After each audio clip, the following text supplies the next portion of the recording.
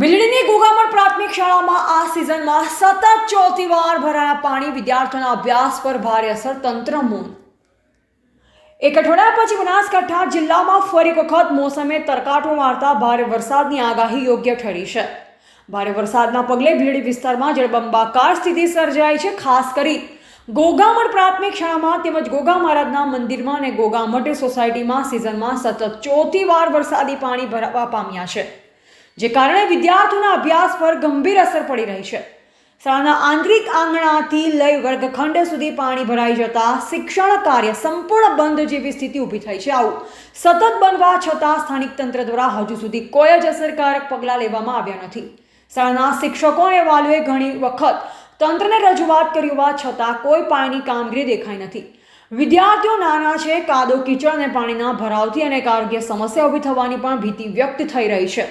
સ્થાનિક વાલીઓ અને સમાજસેવકો હવે તંત્ર પાસે મજબૂત કાર્યવાહી અને શાળાની આસપાસના ડ્રેનેજ વિસ્તારને સુધારવાની માંગ કરી રહ્યા છે, જેથી શિક્ષણની ગતિ અટકે નહીં અને બાળકોનું ભવિષ્ય પાણીમાં તરતું ન રહે। થોડા દિવસ પહેલા તંત્રના અધિકારીઓએ મુલાકાત લીધી હતી। હવે તંત્ર દ્વારા કોઈ પગલાં લેવામાં આવશે કે પછી ફોટા સેશનમાં જે મુલાકાત પરિણમશે તો હવે આવનારો સમય જ બતાવશે।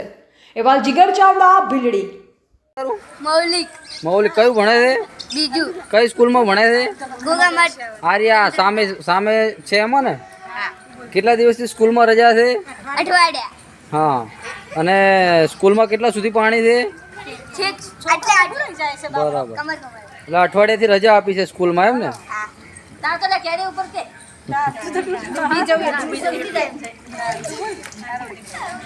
અંદર જઈએ તો ડૂબી જઈએ। હા, ડૂબી જઈએ। આખો પ્રાર્થના ખંડ ડૂબાઈ જાય। આખો પ્રાર્થના ખંડ ડૂબાઈ જાય છે એમ ને? બરાબર। બેટા તું કયું ભણે છે? સાતમું સાતમું ભણે છે। કેટલા દિવસથી સ્કૂલમાં રજા છે? અઠવાડિયાથી। બરાબર।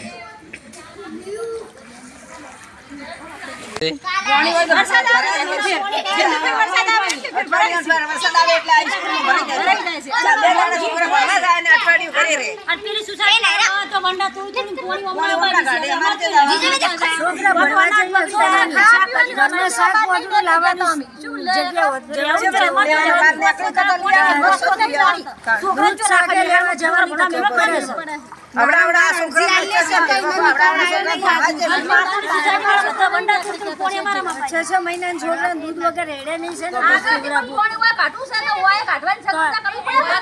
આગળ નાળા તોડી નાખે, પાણી બધું આવે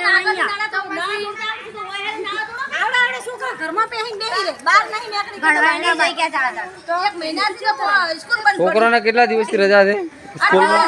અઠવાડિયાથી રજા હતી। પાણી માંડ ઓસર્યું છે, ત્યાં ફરીથી વરસાદ આવી ગયો, એટલે હજુ અઠવાડિયું બીજું લંબાઈ જશે।